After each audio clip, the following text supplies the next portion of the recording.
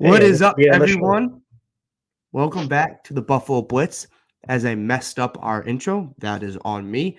But if you're on audio platform, if you're on Apple Podcasts, Spotify, Odyssey, or wherever you get your podcast on the Built in Buffalo Podcast Network, you did not see my big head just by itself on the screen and me have to bring Lance.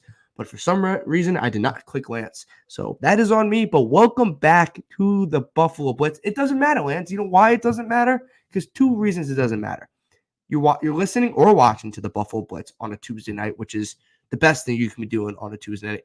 And second, the Bills won on a Sunday. So Lance and I could have sat here and not said anything for 2 hours, and it still would have been a great week because the Bills won.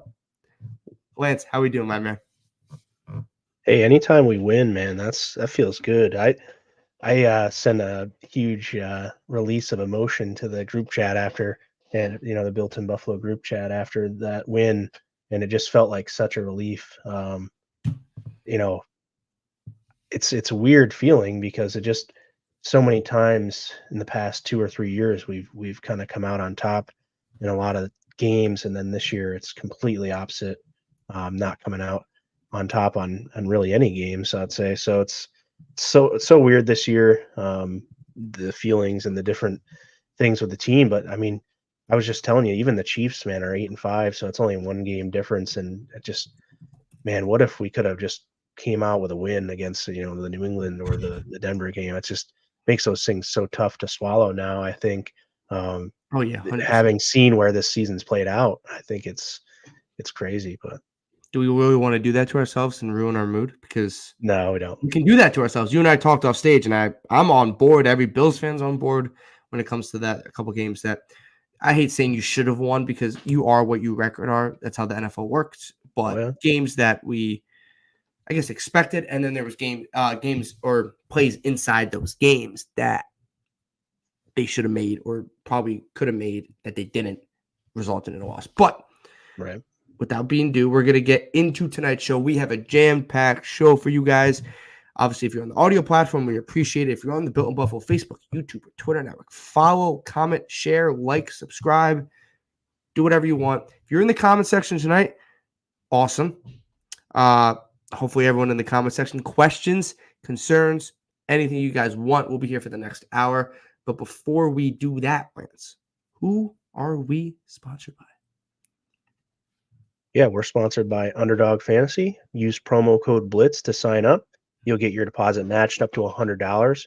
Underdog Fantasy, the best daily fantasy app. You got best ball drafts, daily fantasy drafts.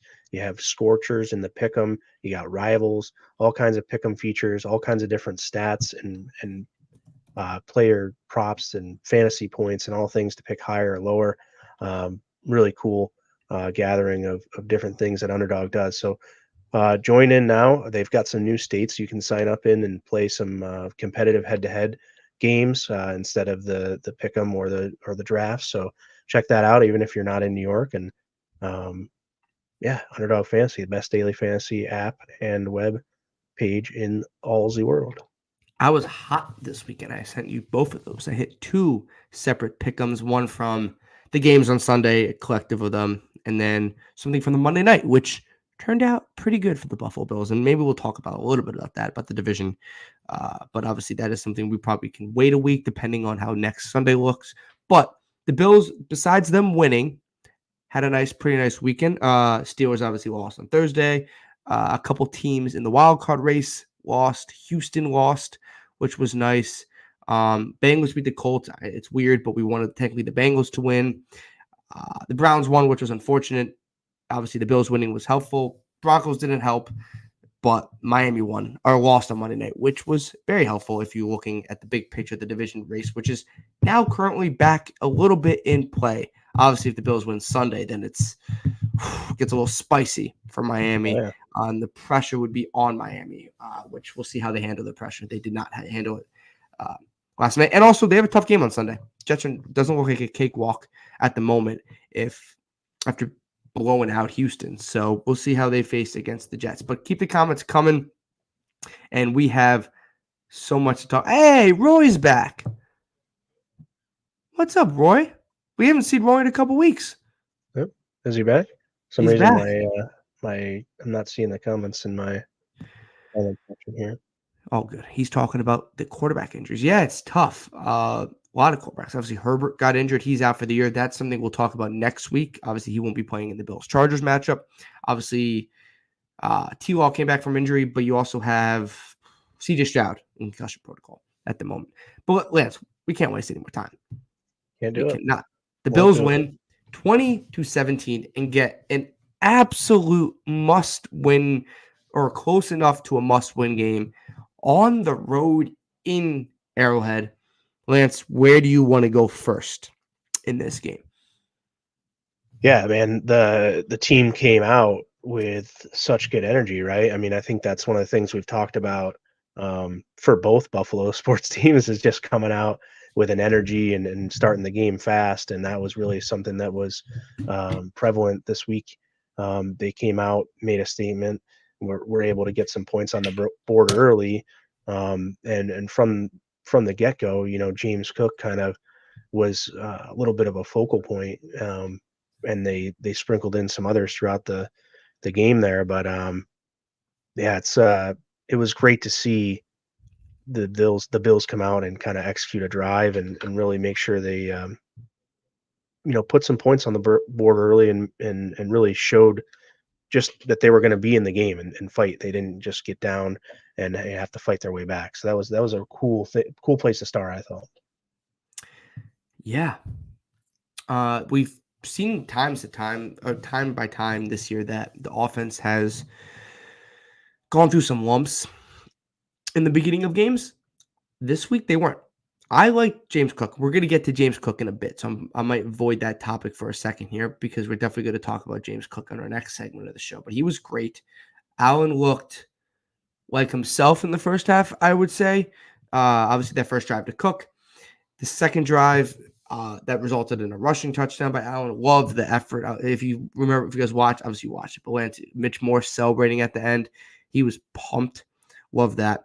What I didn't love in the first half, when it was 14-0 in the middle or towards the end of the second quarter, with about 4 minutes and change, that interception, right? I thought Shamari Connor, shout out Virginia Tech Hokie, rookie 4th-round pick, but I thought he made a great play on the ball. But I also thought Allen probably forced something that he shouldn't have. And I don't buy into the Allen turnover narrative as much as other people. He has the second best touchdown to turnover ratio in the NFL. That's incredible. But I do buy into momentum, and I do buy into swings of games, right? You're at 14-0 now, Lance. 4:50 left in the first half.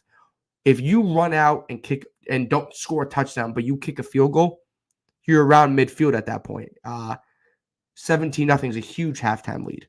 Or even if it just goes into 14-0. I just felt like you kind of gave Kansas City some momentum going into half because they get that touchdown. And then you get the ball back, and you have a chance to, kick a field goal. And I thought the offense kind of was a little mismanaged there towards the end of that first half, kind of stalled out, in my opinion. And then you go 14-7, and then you're like, crap. I thought the offense looked a little jittery in the second half. I just thought that turnover shifted a lot. I just that's what I saw. And then obviously you had that third drive that was a field goal, but that was because that was the penalty drive, right? Was that third drive or was that another drive later in the game?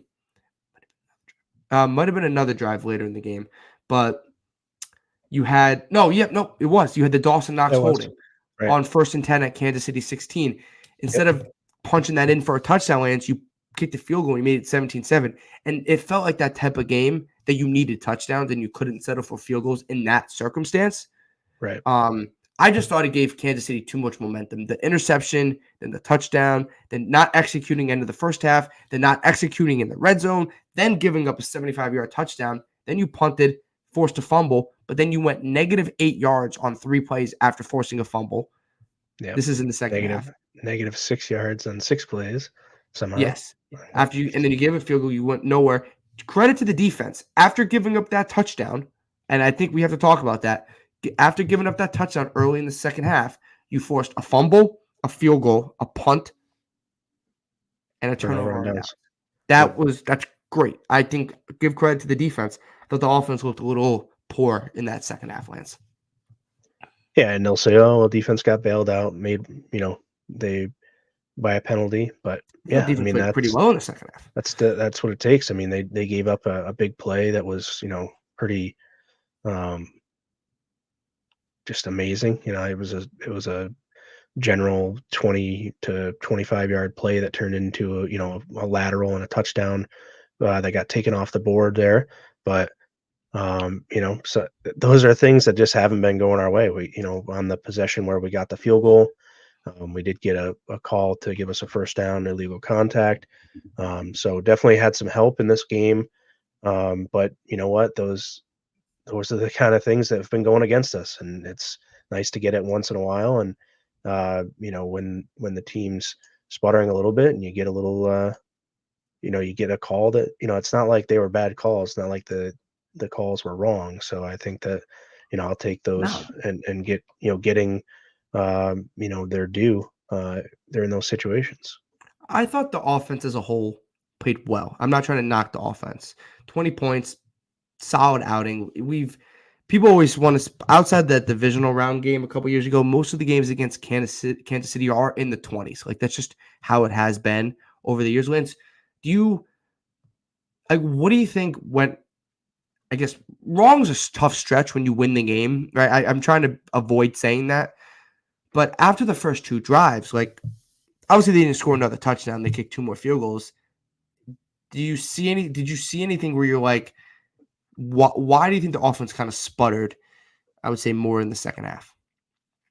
Yeah, I think they maybe tried a few things here and there that just weren't working for them, and then they needed a third down play and couldn't convert. So drops by Stephon Diggs and on the first punt there in the second half. Then you have just negative play after negative play there. Allen gets sacked. You know, saw a little bit of the Allen holding onto the ball and decisiveness, but I think you take that a little bit versus him turning the ball over in that scenario, especially I in the agree. second half.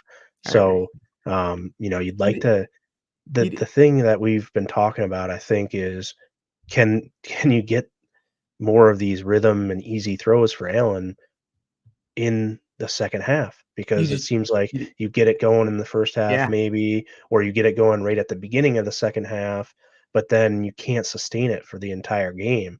And I'm just not sure what the thought process is from Joe Brady and those play calls as to why those quick plays aren't dialed up. Now, maybe the defense is showing them something, taking it away that we're not seeing. I don't know, but I Mhm. just don't understand the inability to kind of get some rhythm plays and some quick hitters and quick passing, or stay with maybe the run game on a couple of those drives there didn't have the success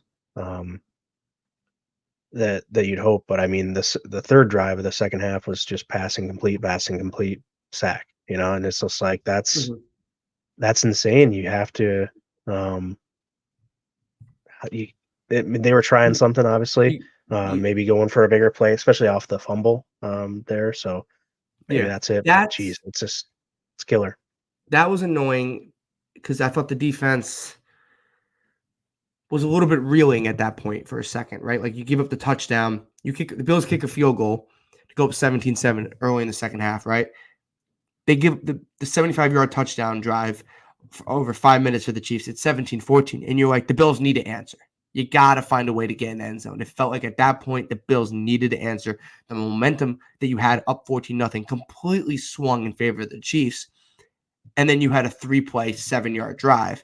You punt, and you're like, oh boy. You got that feeling. You're like, this is where this team has crumbled all year, where you're like, this Mhm. is going to happen again. The defense forces a fumble, right? I forgot who punched it out. Who punched it out? Someone punched it. Obviously someone punched it out. Benford punched it out. Taron Johnson recovered. Shout out to Christian Benford, man. I think the dude's a dog. Yeah, played a Villanova real good punter. game for sure. Yeah, so he punched out the ball. He didn't have a great coverage game, but I thought in that particular play, he was great. Punched out the ball. He recovered. Taron Johnson recovered the fumble. And you're like, okay, the Bills got the defensive stop that they haven't been getting a lot. They forced a turnover that they haven't been getting a lot. Go get the touchdown that you needed on the previous drive, and you do exactly the opposite. You get an incomplete pass short. This is with 33 seconds left in the third quarter. So this is a big part of the game. Incomplete pass to Diggs, incomplete pass to Kincaid, and sacked Josh Allen at your own 44 for -8 yards by Trent McDuffie. You went 3 plays, -8 yards. A complete disaster. Then you give up the field goal. It's 17-17, and you're like, okay, the momentum you just got back from that fumble, completely gone. And you're like, you got to go answer. Then you go 6 plays, -6 yards, and punt. You're like, what the hell? You're going to lose. This is where you're like, I'm going to lose. I thought at that moment, we're done. This is with, you punted with 8 left in the fourth. Then, shout out to the defense. Nice little stop right there by the defense. You make it, they go 3 plays, 3 yards, 56 seconds. Bills have a nice 5-minute drive. Loved this drive until, and we'll get to this later, obviously with some clock management. Lance and I will go back and forth on that, a little disagreement, but we kind of fully has somewhat agreement. But you kick the field goal, and then obviously you get the stop. But you talked about I'm going on this crazy tangent right now. I don't know where I'm going. But you talked about this first half, right? Easy plays. And I tweeted a video of the Kincaid, that little Kincaid out route that he kind of breaks to the right. Allen gets it to him on the right side. It's like a short out route, and the Kincaid can kind of turn it up to the sideline, right? And it has gone for 6 to 8 yards a lot of the times, unless it's a first down, which it has done a couple times. Second half, I didn't see that, right? I didn't see Cook involved. I didn't see anything like that. Lance, we're talking about they recovered the fumble, and they throw 3 straight. They drop back 3 straight times. Yeah. Can we mix? I love Joe Brady, and I think he's done a good job since he's taken over. Can we mix in a run play? Like Cook was your best offensive player. Yeah, for whatever reason, I think the run play, and this is part of the late game management we'll get into too, but an extension of the running game is the quick bubble screen and things, and Brady's showing an affinity for that play, but I think it's got to be dialed back a little bit. And if they realize that they can execute it or not execute it, they need to rein in those calls and just call a handoff. I think they threw a pitch to Ty Johnson at one point in the game that was a little bit effective. So, those kind of things, just mixing it up. I just don't think that they like situationally running more or less. Yeah, 100%. I think they definitely need to, because mix in. I think as you look at the drives that are going places, you see, no runs. Run, and you see a bunch of short pass, short right, short left, or incomplete, and it's short middle, and so I don't know. It's with Allen being under pressure too. I know people hated it, but we haven't seen really that sprint draw under Joe Brady as much. But you got to do something different to try to get that pass rush down and to get some guys moving here. I think when you look at the touchdown drives, you have very effective 12, 5, 6-yard runs. I think those are the plays we gotta have success in the running game. And if we don't run the ball, it's a double-edged sword, because if you try to run it too much, obviously then you get predictable and you're not going to gain a ton of yards. But at least it'll be effective in taking time in this game. You definitely wanted to take time off the clock, keep Kansas City's offense off the field, and maintain possession. So I definitely agree. We could definitely see an uptick here in some run plays in place of those little bubble screen things that they don't work, man. The guys aren't able to concentrate, keep the catch. And honestly, the blocking on those plays is pretty atrocious, in my opinion.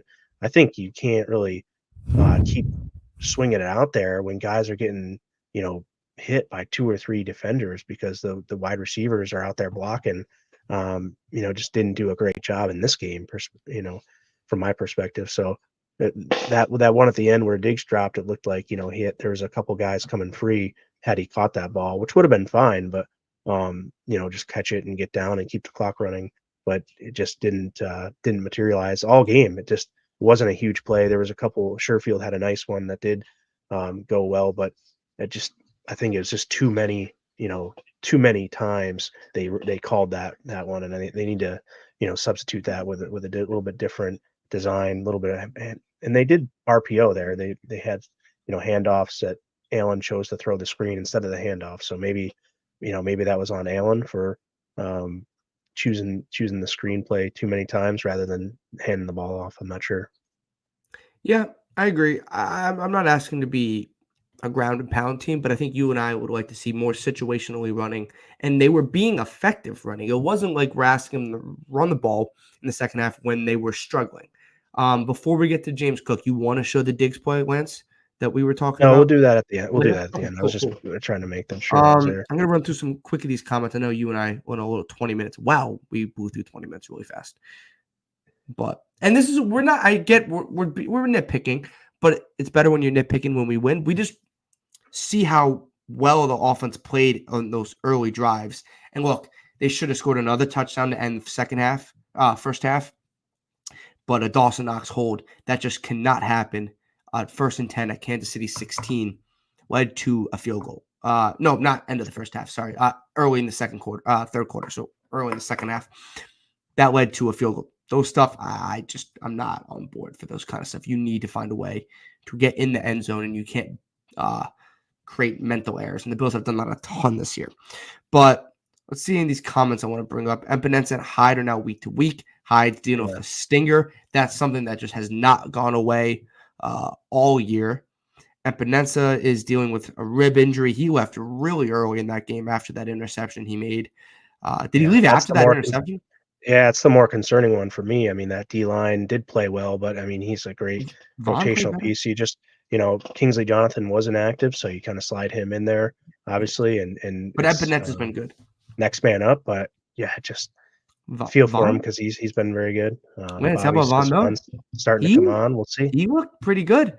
He looked like he was very disruptive on that last Kansas City drive. I thought the last couple of drives, I thought he was probably the best I've seen Von since last year. I think first or second game. I think it's first game with the brace off. So definitely getting his legs back under him, trying to make sure that he trusts in his base and doing some different things. So I thought Von was good. Let's win the game. We'll get to Sunday. Sorry, that was let's see. Sean is 7-0 after buys. I want to see. I want to see throws the right ends. That's kind of what that was the Cook play. Yeah. So yeah, I mean, we can get into this now. I think that's one of our topics was exactly this. Does Cook need more touches? I think that we're both going to agree that James Cook needs to see the ball more. I think he should have been handed the ball a few more times for sure. And then in the passing game, he's definitely a weapon. I think it's going to be very difficult. And you see that Latavius Murray comes in for some pass protection, but I don't think that necessarily that is as effective as it would be having James Cook on the field. I think having Cook on the field just helps the ability of this the ability for this offense to be multiple and to have different looks, to have different play designs than when you have obviously Latavius Murray in the game. Yeah, James Cook was probably the Bills' best player on Sunday. Definitely the best offensive player on Sunday, in my opinion, even though I thought Allen played pretty well. 2 touchdowns for Allen. Cook, 10 carries, 58 yards, 5.8 yards per carry. The 5 catches for 83 yards and touchdown. Obviously, that he was great. He had that 1 touchdown that first drive that a lot of people didn't get to see just because we had to deal with the end of the Jaguars-Browns game, which was a little unfortunate, even though the Jaguars-Browns game was actually a decent game, but kind of got annoying. But then you also had that wheel route that they tried against Philly, and it should have worked against Philly, but James Cook dropped that ball. This time, they go back to that kind of, if you play Madden, kind of that running back wheel that kind of hooks up to the sideline and kind of breaks down towards the first down and obviously more. And Allen, I think, put that a little almost overthrew him, but it was a nice ball, hit Cook in stride, and Cook took it for, I don't know how long that play was, but it was a good, was it that second touchdown drive? I think it was. Yeah, it was a second. Josh Allen left pass, Cook for 27 yards to the Kansas City 23. I love that kind of wheel route by the running back. I thought Cook He's dynamic. He has a ton of speed. This is the reason you drafted him. So I think 5 catches is probably a good number, Lance, in the passing game. It's probably hard to get him a little more. I would like to see maybe a check down here or there, but that's not my gripe with, I think, the touches. I think when a guy's averaging basically 6 yards per carry, you got to get him the ball more than 10 times. And I get it. We're never going to be this 20 to 25 yards carries per running back. Like, that's not our thing.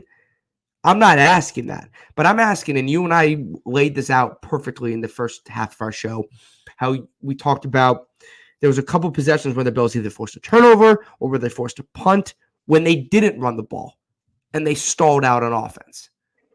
So why not go back to running the ball when it has been effective? It was effective in the first half, and then you went away from that in the second half. I thought that was something that the Bills kind of made a mistake on in that second half. I thought Joe Brady called a pretty nearly perfect game, but I think you used Cook great in the first half. You used him dynamically in the first half, and then in situations where you needed to run the ball and you could have run the ball and you stalled out, you didn't. That's what frustrated me, in my opinion, when it came to the lack of James Cook touches. Yeah, absolutely. I think that, he could have got 1 or 2 more in the passing game, as far as why don't we replace that bubble screen to Diggs with a play to Cook, and I'm not saying that we need to put into Stephon Diggs touches by any means. I think he's as important as he ever has been to this team.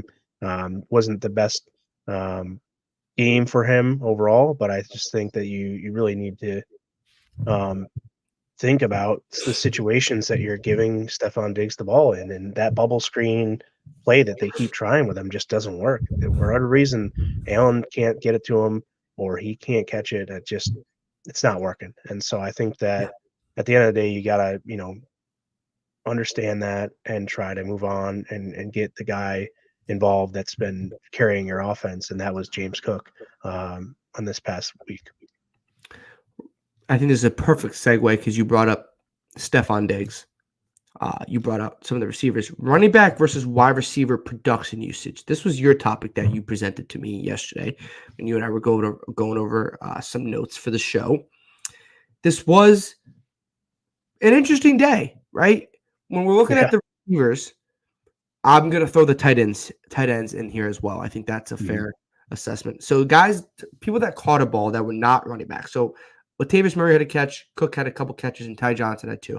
Besides those, these are the guys. There's a lot of people that caught balls. Knox. All these guys had at least 1 catch. Knox, Hardy, Diggs, Kincaid, Shakir, Sherfield. What do you make of that production? Dawson Knox had 3 catches, but Hardy had 1 catch. Diggs had 4 for 24 yards. Kincaid had 5 for 21 yards. Shakir had a catch for 12. Sherfield had a catch for 9. Gabe Davis didn't have a catch. And obviously, I think DeAndre Hardy had the biggest catch of the day with that 25-yard pass where Diggs and Davis were running across the middle of the field to the left. And Hardy went left to right, and Allen put a nice ball there. But Lance, there's no concern, but like, what are we talking about this production usage? Because it was one of those games where you look at the box score after the game and you're like, you kind of puzzle. You're like, this seems a little off. Yeah, you have 8 catches for 106 yards from the running back room, and then you have 15 catches for 127 yards from the receiving crew. And it's not it's a little concerning. I think that they definitely missed. Davis was wide open on one, and he threw it to Kincaid, I think, on that one, and was incomplete. But just you just want to see a little bit more, obviously, production in the yards category for sure from those guys, from the Kincaid, Diggs, Knox, Shakir, and Davis for sure. I mean, just invisible.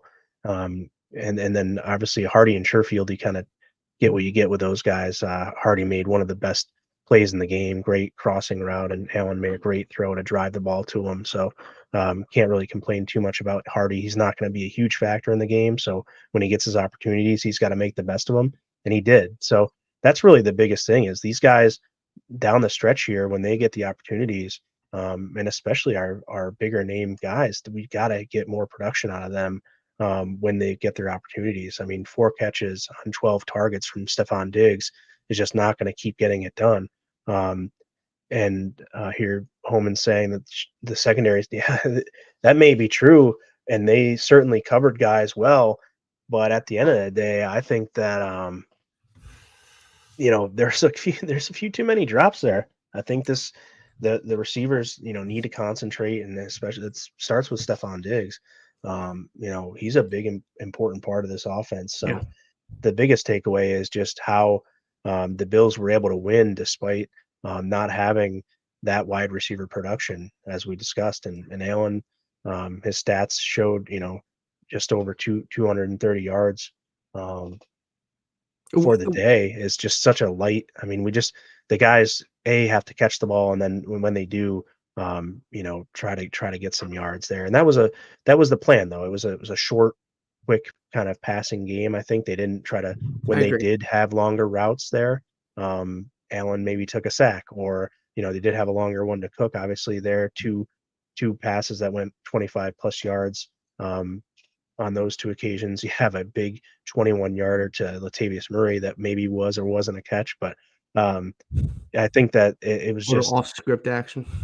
3 20-plus yard plays to the running backs, and then you had Hardy with one 25-yarder and not much more than that. So leaves a lot to be desired, I think, at the Yeah. end of the day, and you want to you're happy that obviously we're pumped. The Bills are coming out of the week 1-0, and that's what you want. But you still need a little bit more, I think, from this receiving crew moving forward. And I think that you're going to get it. And I just this was maybe a game plan and a few drop type of game that made this what it is. So I look forward to them coming out at home this weekend and seeing really if we can kind of put this all together. You have running backs that can be effective.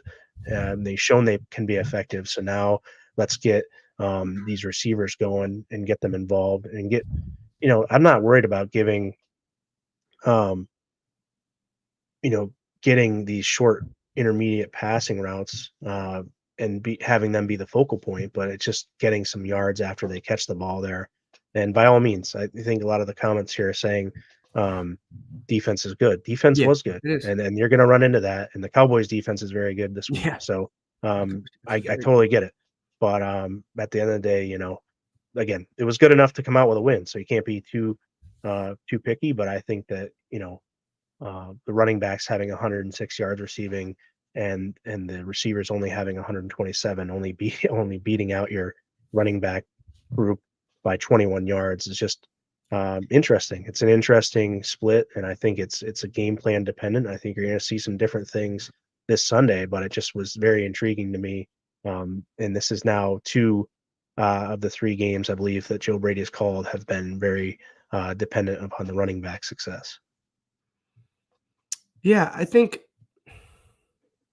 obviously anytime you win, it's hard to nitpick and you want to be as careful as possible. But I thought Diggs played probably his worst game I've seen him play in a while. And I do want to give credit. And I know, like you said, a couple of the comments are coming in. And we obviously appreciate the comments. I agree. Chiefs have one of the best secondaries. They have a much improved defense. One of the reasons they are 8-5 is because of their defense and not because of their offense.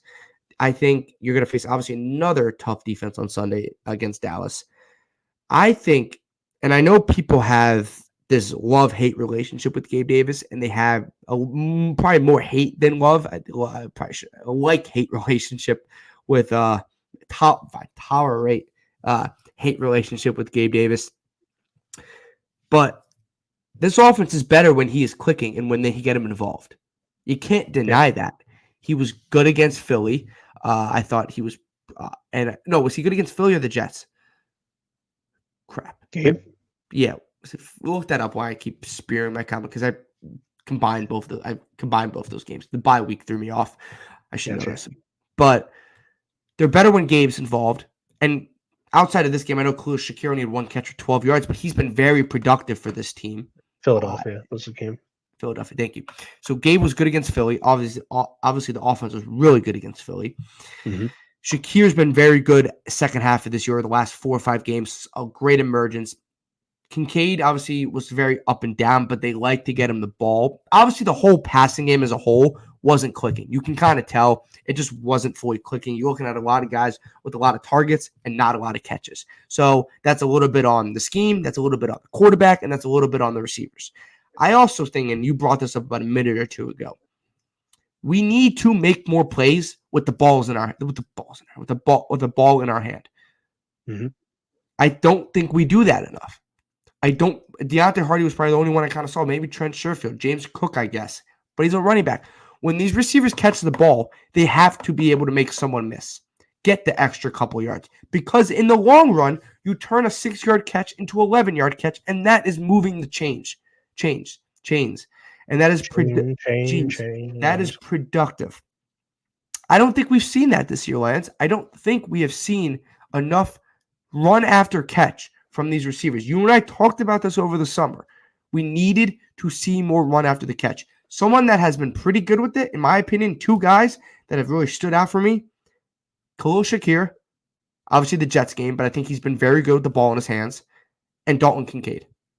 Both those 2 guys, I think, have been great run after the catch receivers.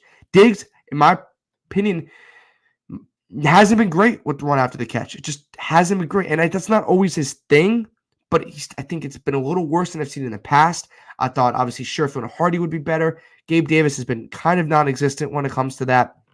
But Kincaid wasn't great on Sunday. Neither was Shakir. Shakir was targeted 1 time and caught the ball. Kincaid targeted 8 times. Kincaid's kind of fallen into that second weapon for the Bills, which is totally fine. And obviously, find out tomorrow, Thursday, and Friday his status for Sunday. He's day-to-day. Obviously, Hyde and Epinesa week to week, which probably make him unlikely to play on Sunday, in my opinion. But Kincaid's a big factor in this offense. I do think we need to see more production from receivers run after the catch. I do think Allen was a little inaccurate. I don't think Allen was perfect on Sunday. I do agree with you. They went short pass. They wanted to control the clock. They ran the ball, even though they went away from that in the second half, and they kind of bit them a little bit. So I think maybe more consistent. And I agree. Brady likes to run the ball. He likes to use the running backs. I just would like him to use it in the second half when it was effective. But I do need to see a little bit more out of Gabe Davis, because this offense, when he plays, and when he plays well, it clicks. We cannot be having these 0 catches games. It's still just inconsistency, I think, with the he should have had a touchdown now. He should have receivers.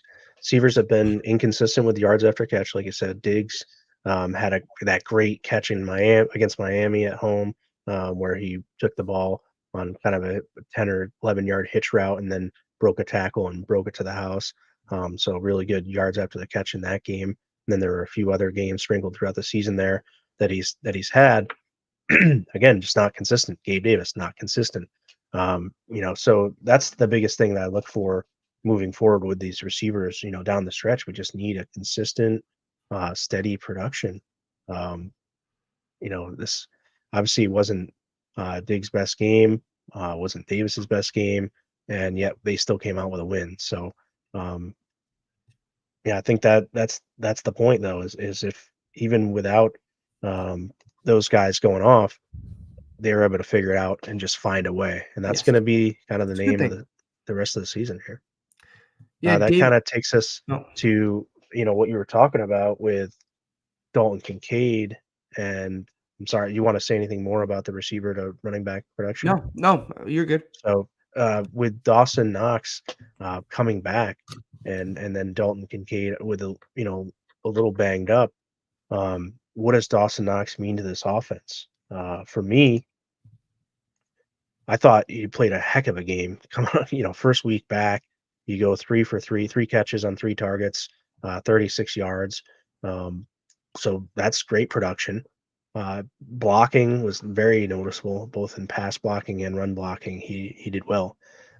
So I think that you have to, kind of take your hat off to Dalton Kincaid to Dawson Knox coming back and sticking his nose and having a real impact in the game. Multiple different facets.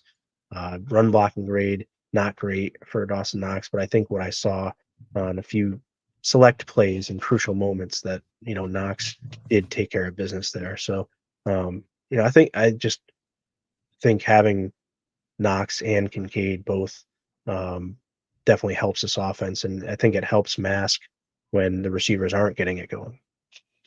Yeah, I think obviously the run blocking grade from PFF wasn't great, but I thought you could see his involvement in the run game. I thought it helped.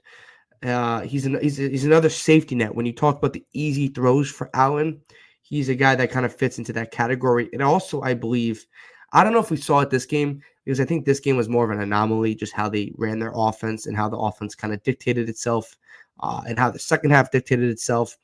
But I do think it helps Kincaid. It takes a little bit of the pressure off Dalton Kincaid, in my opinion, who's the better receiver out of those two. Knox is the better blocker, but Kincaid's the much better receiver, in my opinion.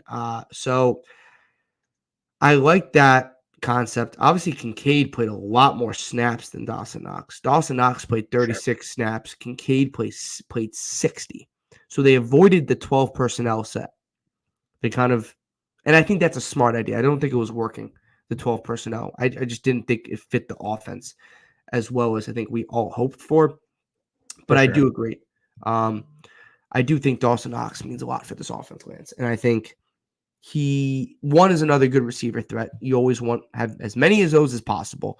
But I also think he's a good blocker, a good leader in the locker room. I think his presence is probably still going to be felt as long as Kincaid's good to go, and as long as Kincaid plays, his presence can be more felt on the blocking side of it than the pass catching. But if Kincaid's unable to go on Sunday against Dallas, here comes Dawson Knox, and he's going to have to step up in the passing game. But I do think this offense is better with Dawson Knox, even though I don't think they should be more heavy on the 12 personnel. I just don't think that fit in the first half of the year under Dorsey and before Knox got injured. But I do think Knox does help this offense. Yeah, and for me, the biggest thing I wanted to say about Dawson Knox being back is that you're going to see probably a little bit low. We still saw it, but David Edwards coming in as an eligible receiver to beef up the blocking in that heavy set. You may see that a little bit less now with Dawson Knox back, and gives you a little bit more of a dynamic because he's obviously a big threat in the passing game. Yes. Did have some drop issues earlier, but he was dealing with an issue that in his wrist that obviously gives him a hard time securing the ball. So I think that with that issue taken care of, you got to give him credit, and he came out and caught every target in this game, and I think he is going to be important moving down the stretch here. Yeah, I agree. Let's get to the final part of our show. But before we do that, make sure you guys subscribe to everything Built in Buffalo. If you're on Facebook, YouTube, or Twitter, like, comment, and share. If you're in the comment section, we have about 15, 20 minutes left of the show. Get your comments in.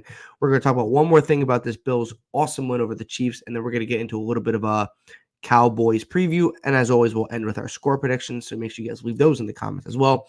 And if you're listening on Apple Podcasts, Spotify, Odyssey, or wherever you get your podcast, we appreciate that. And if you're just tuning in now and you do want to listen to the audio, it comes out tomorrow morning on wherever you get your audio. And as always, we are sponsored by Underdog Fantasy. Make sure you guys use promo code Blitz for a 100% deposit match. Late game clock management. So obviously in our Built in Buffalo text chat, we talk throughout the game. We go back and forth. We agree, we disagree with stuff. Obviously, it's all good and fun. Obviously, we all want the Bills to win, but we all obviously see the game through a different lens, each individual person. So late game clock management. And when we're talking about the late game clock management, we're not talking about the defense towards the end because they did their job. And shout out Sean McDermott. We haven't really brought Sean McDermott up this week. But shout out Sean McDermott. I thought he coached a great game on Sunday. So I'm going to give him my props. Nice. I'm obviously a big outspoken guy this week in support of our coach, try to Sean be as smart McDermott. as possible. And I know that not everyone's going to agree with my opinion, and not everyone's going to agree with the opposite opinion, because I don't agree that there's any need to question his position here. But he's not been perfect, and that's there's no way around that. So we get the ball back, tied at 17. There's 6 minutes and 50, about 7 minutes left, 6:57 left. We got a couple of run passes, and then you got that deep crosser to Deontay Hardy. So Great play. just the first 3 plays out of the gate on that drive, couldn't ask for better. On a third down, too. Sorry to cut you off. On a 3rd and 6 that you needed to get. Yeah. Then 4 straight runs. So Finally, again, they went back to the run. Ty Johnson, Latavius Murray, and then they even get Josh Allen out on the right side in the quarterback run. So you got first down on the 27. Again, another run that just gets nowhere. And then, they try to throw the ball. So, incomplete to Kincaid. And that's the one I think maybe Gabe was open. And then Allen gets sacked. But we get an illegal contact. And massive. Now here's where we're at, right? So now we're 1st and 10 on the 22. So we're going to bring in your footage here, the footage of the game. So this is the play we're going to talk about. Swing pass to Diggs. He drops the ball. And so in the comments, you could tell us too, but I love the call. Honestly, I hate the execution of it, obviously.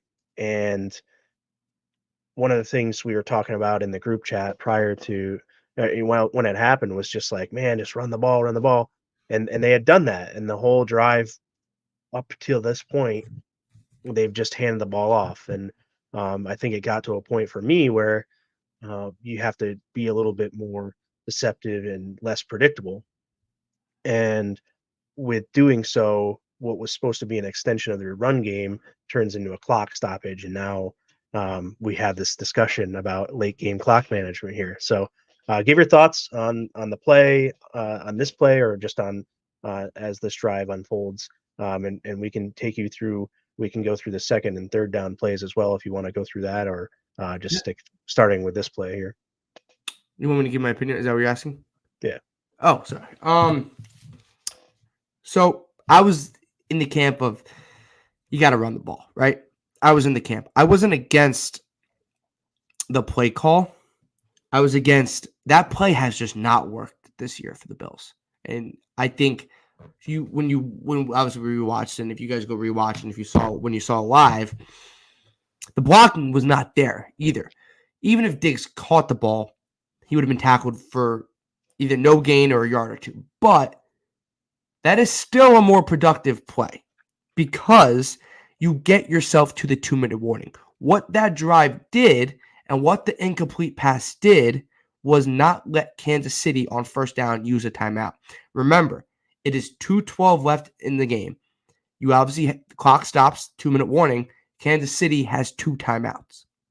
So they want to use their 2 timeouts, and they want to use the 2-minute warning to stop the clock. That's the 3 ways they can stop the clock.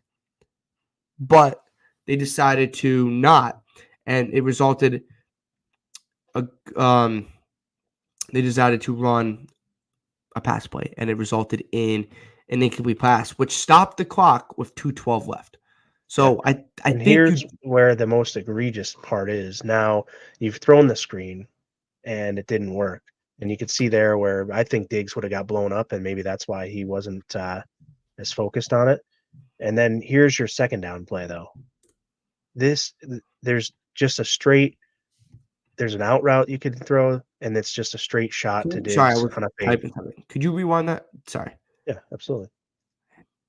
Let's see. So this is the set, guys. For you, pause it for a sec. Go back for everyone that doesn't remember.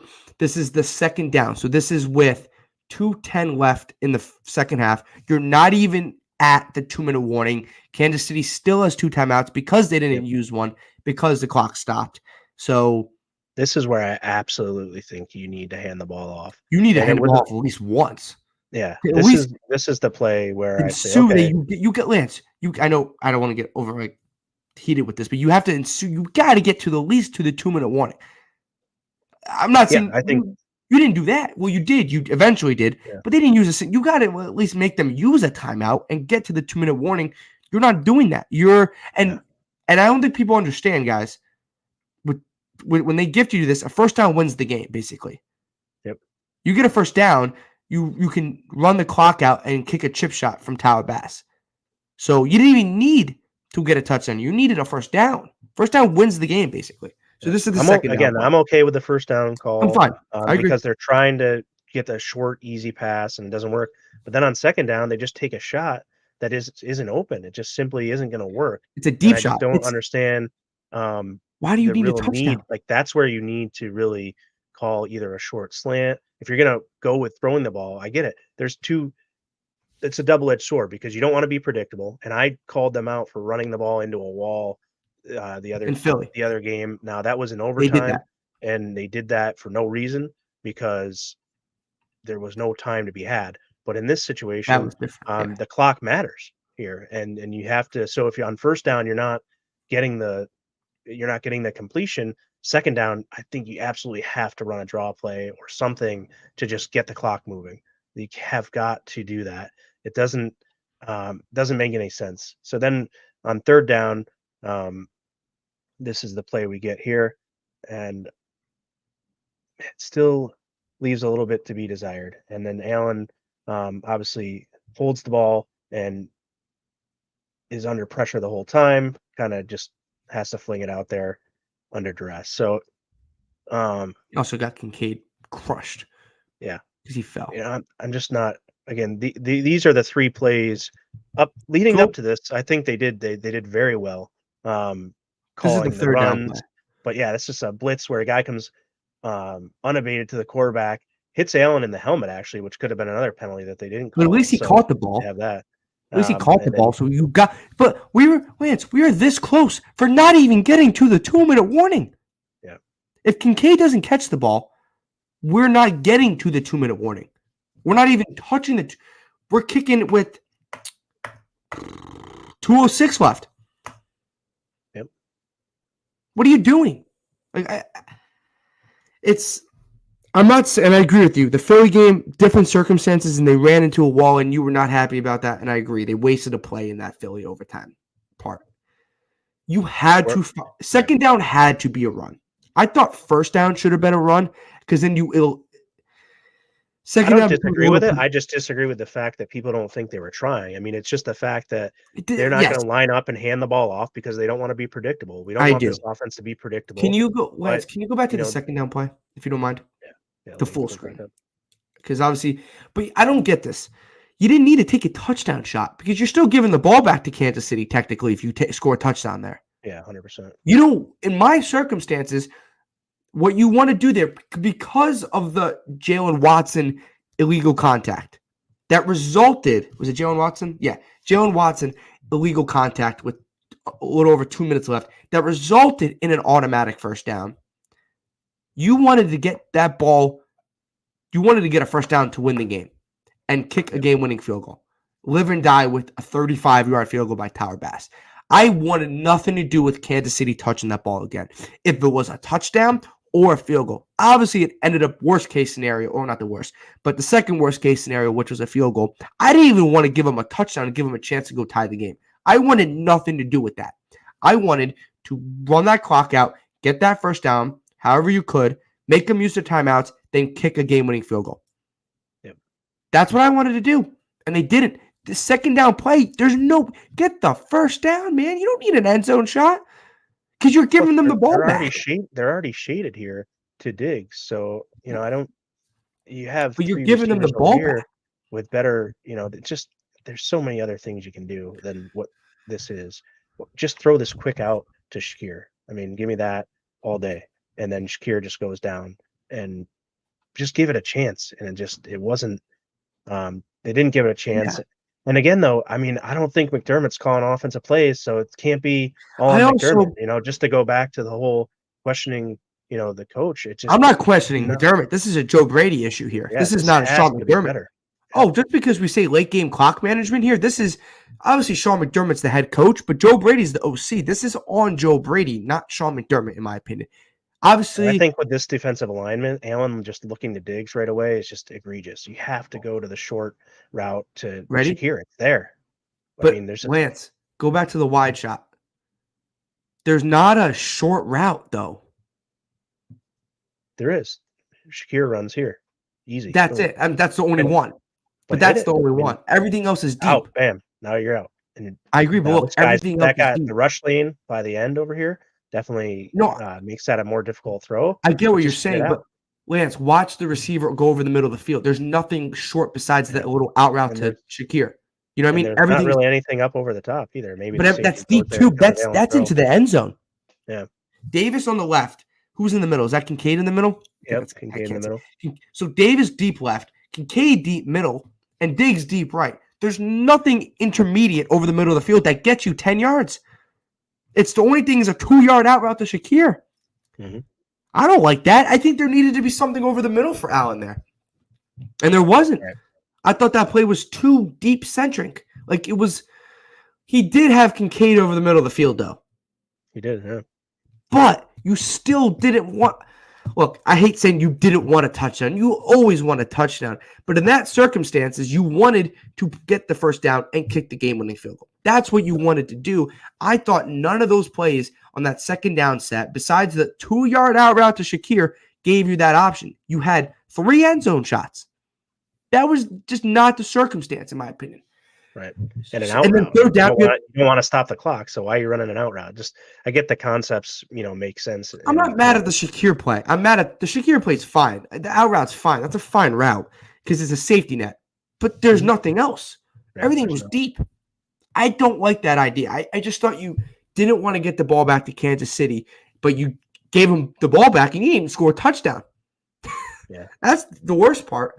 It's a complete double-edged sword. I mean, you're asking for them to be either not so conservative or I agree. Not so aggressive, and it's just it's a very difficult fine line there to I just thought. So I think definitely after that first down mistake with dropping that ball, you've just got to go.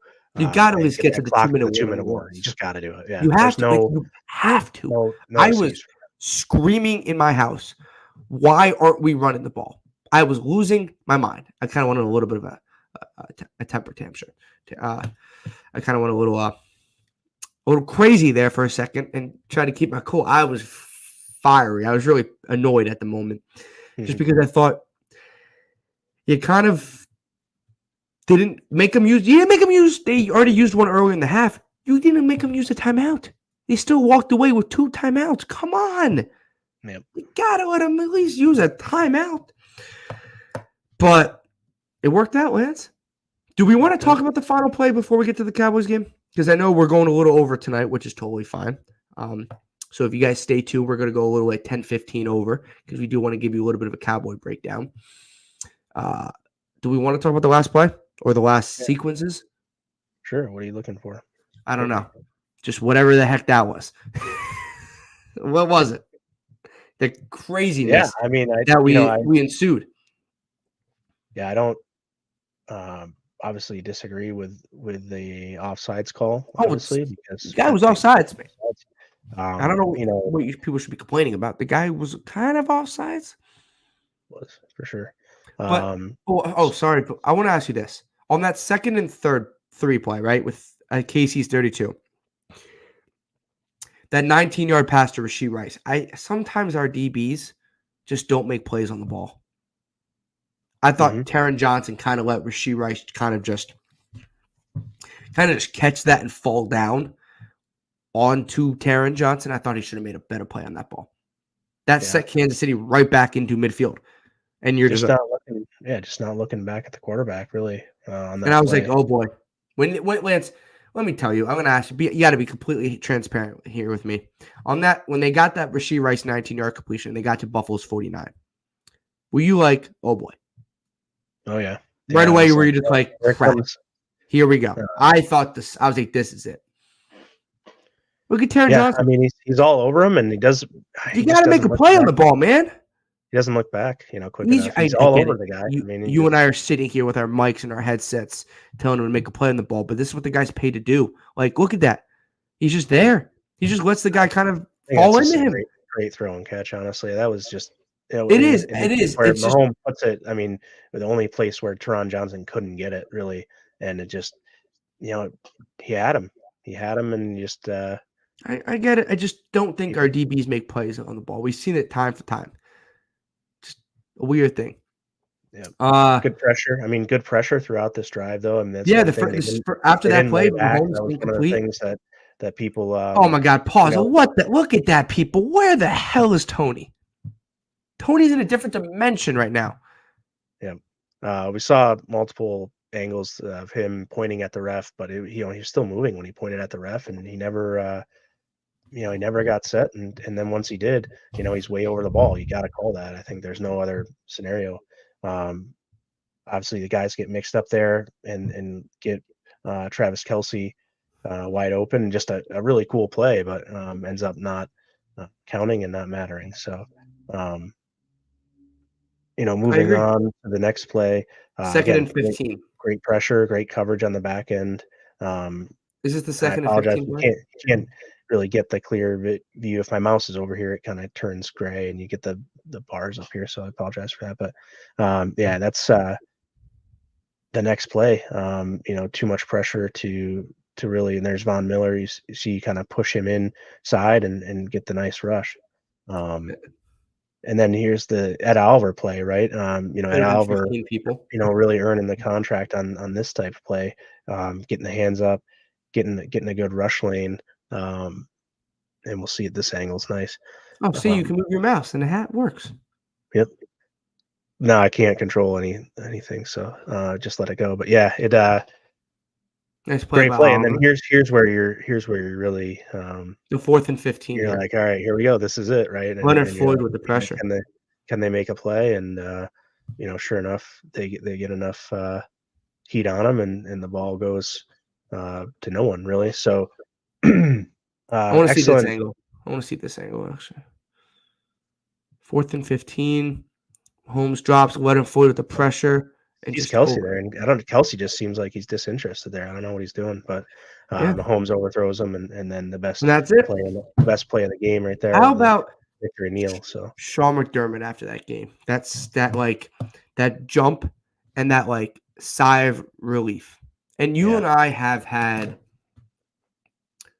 criticism of Sean McDermott's coaching this year, right? And you've been less than most people have.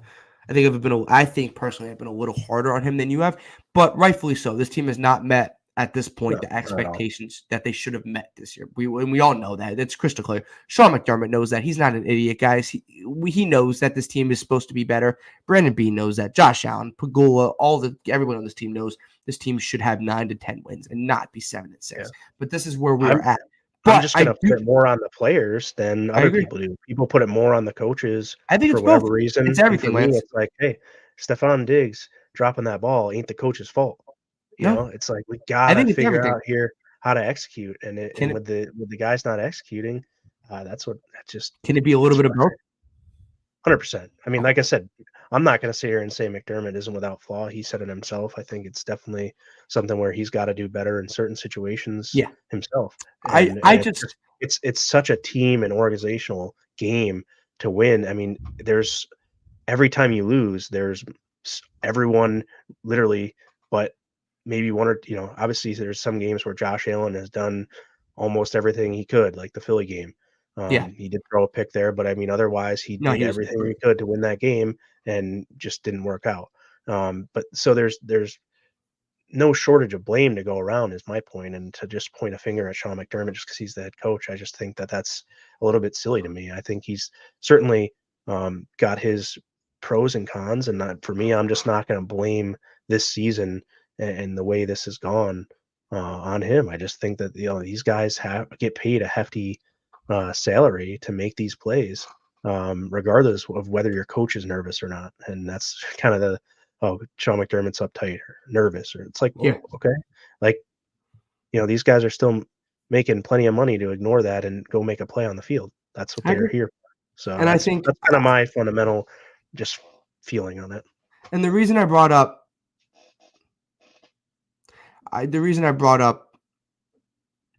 I'm looking at Wayne's comment, guys. I don't want to pile on, but just from which Wayne, if you want to drop back in the comment section, I just want to know which one you're talking about. I'm not saying this team is definitely flawed at points. I just want to know what part you were talking about, if you don't mind. We're still going for another 10, 15 clip minutes. or the defensive clip? Yeah, we're still going for another 10, 15 minutes. So we'll do a little Cowboys breakdown in a minute here. But the reason I brought up Sean McDermott and his reaction, if you guys saw that little GIF or that little 5 to 10-second video on social media, if him kind of like jumping up and down, kind of putting his head down, like you could see it was a relief because, and I try to, you know me, Lance, I try to say a fine line of avoiding controversy just because I don't want to ruffle people's feathers as such, and I don't want to come at people. And I think journalists do a great job, and I think the people on the Bills beat do an incredible job. All the news anchors, sports people, beat writers do a great job covering the Bills. And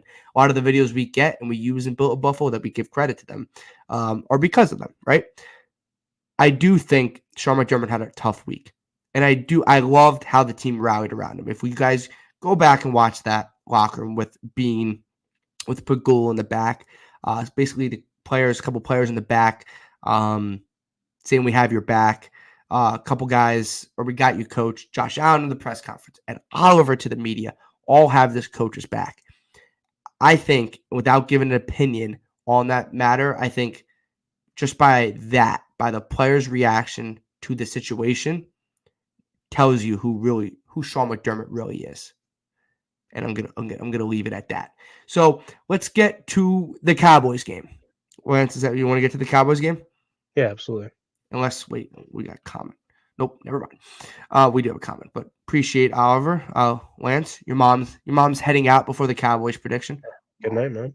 Good night. Gotta get to bed. So, Cowboys visit Orchard Park. What a matchup this is going to be. The Dallas Cowboys coming off their biggest, and I mean their biggest win of the season as they defeated the Philadelphia Eagles in Philly. In Dallas, excuse me, not in Philly. And Dallas is currently sitting at first in the NFC East, but Philly does control their own destiny. So if Philly wins out and Dallas wins out, Philly gets the bye or gets the 1 seed or wins the division. So Dallas still needs a little bit of help.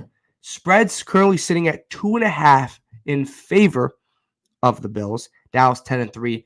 Bills 7-6 in Buffalo, 425 game, so another 4 or a 430 kick. We've seen a couple of those with the Jets, the Eagles, the Chiefs, and now this. Lance, what are we looking for in this game?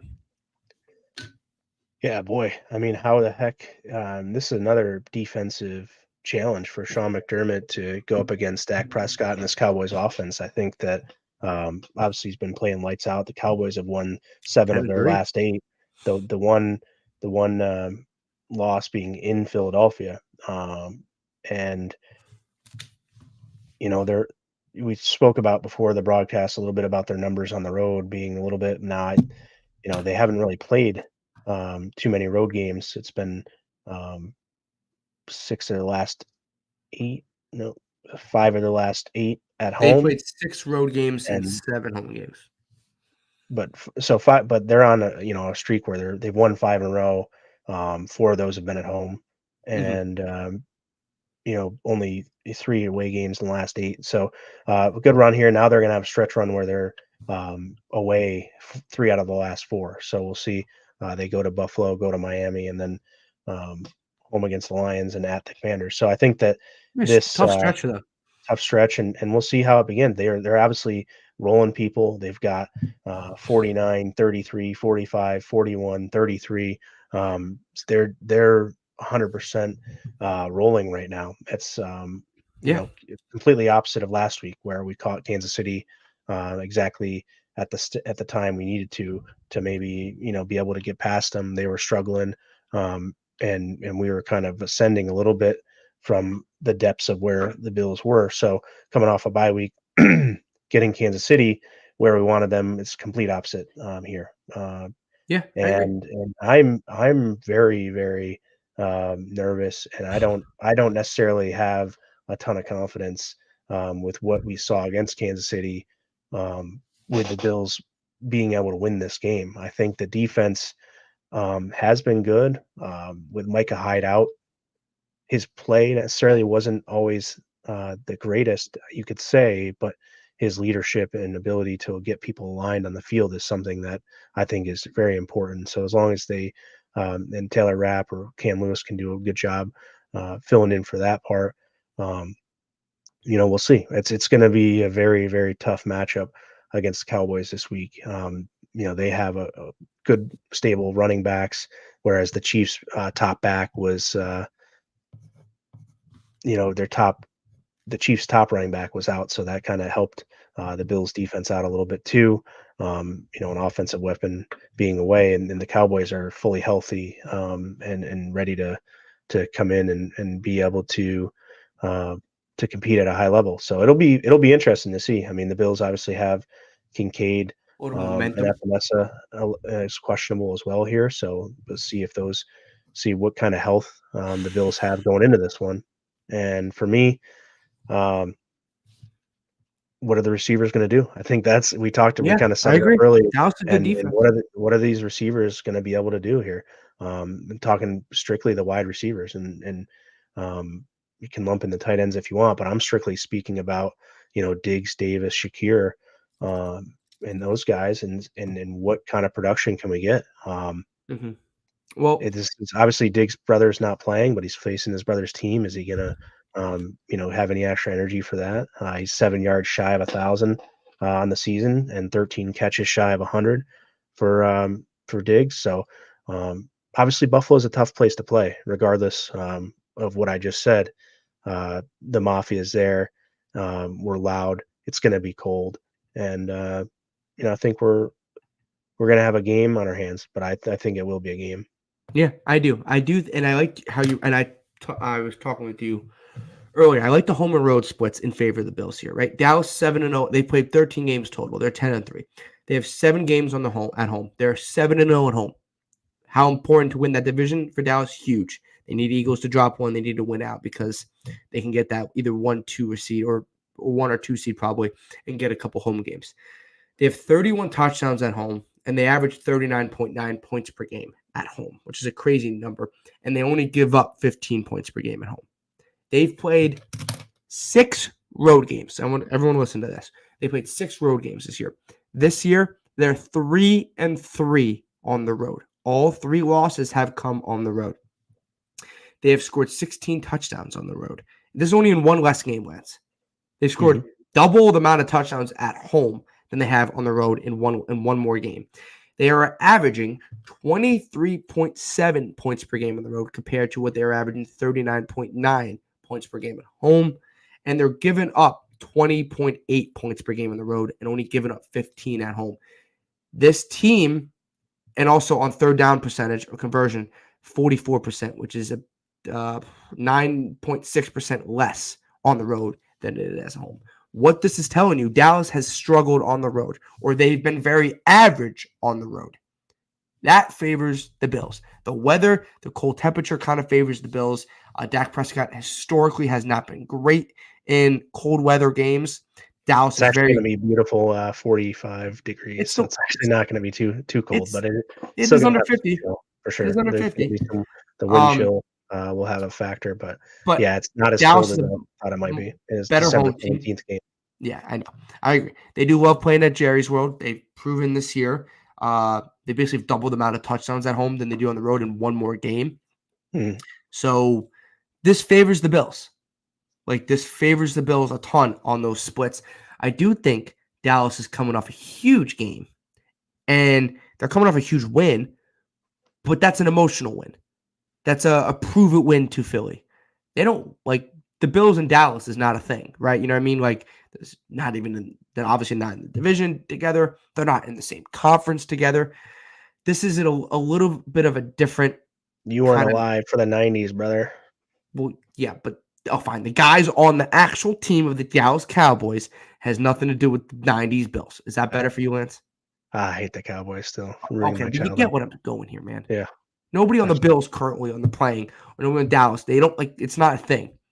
You know, well, it's Diggs' brother's team, so you gotta find the feel there. My point here, man. You are killing my point. Dallas, this is not a thing. They come off a huge huge emotional win on Sunday Night Football, right? They proved it that they're the best team in the NFC, or one of the best teams. Sorry, the 49ers exist. They're trying to prove that they're one of the best teams in the NFC. They just beat the Eagles, the defending NFC champions. Now they go to Buffalo. You know what this is? This is a letdown game. It's a letdown game. The numbers tell you, the gut feeling tells you it's a letdown game. The home and road splits tell you it's a letdown game. So maybe it's a letdown game. I haven't been in favor of picking the Bills lately.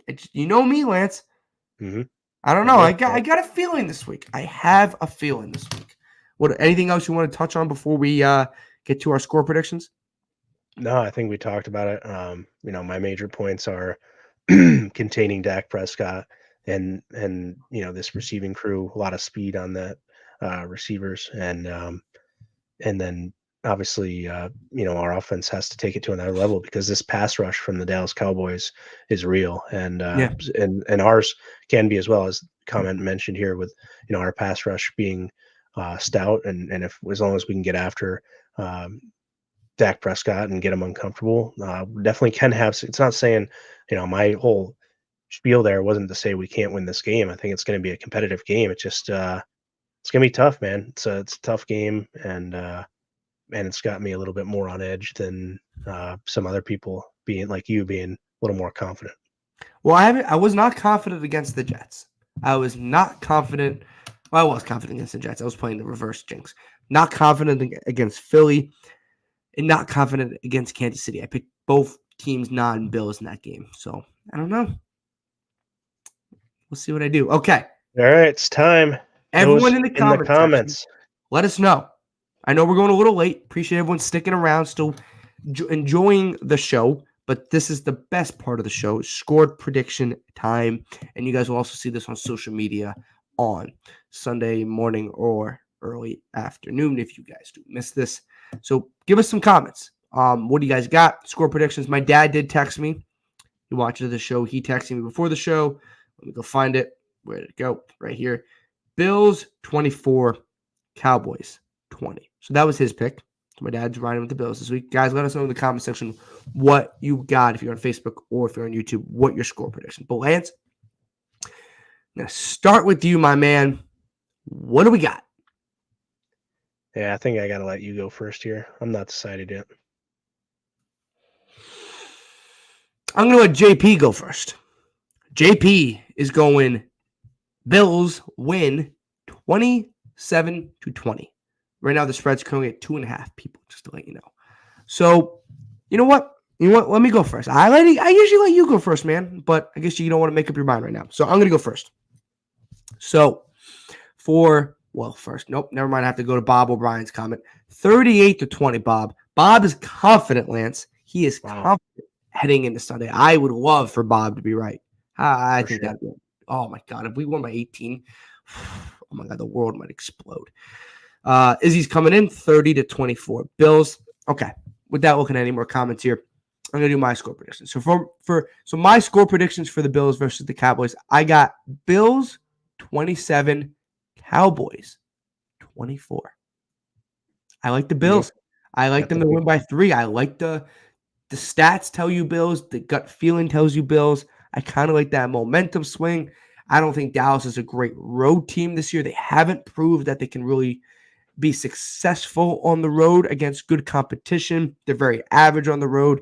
Going into Buffalo, Bills not need as much win. They can drop this one if they still make the playoffs. Obviously, they would have to win 3 out of 4 probably to make the playoffs to be 10-7. Obviously, Kansas City was a bigger game, but you win this one, you and I on Tuesday can talk about the division. We'll have a segment on Tuesday about the 3 final games for the Bills, and if Miami beats the Jets on Sunday, well, if they don't, then we're definitely going to talk about it. But if the Miami beats the Jets on Sunday, you and I will talk about the 3 games for Miami and the 3 games for Buffalo and see how the Bills can catch Miami. But go Jets this weekend. For sure. What do we got? All right. I've been swayed.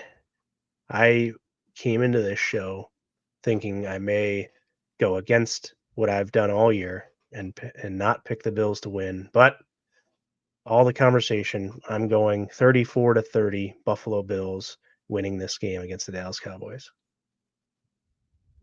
I got you. Nailed it. Oh, let's go. No. I'm joking.